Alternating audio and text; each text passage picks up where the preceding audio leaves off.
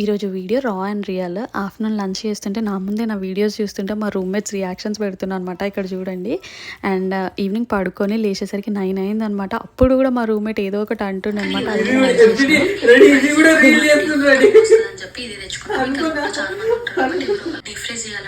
దాన్ని పాజ్ చేయాలని గుర్తు రాలేదు. చాలా పెద్ద ప్రాసెస్ అని చెప్పిన ఇదంతా చేసిన తర్వాత తినకపోతే అవ్వదు. But still why are you laughing?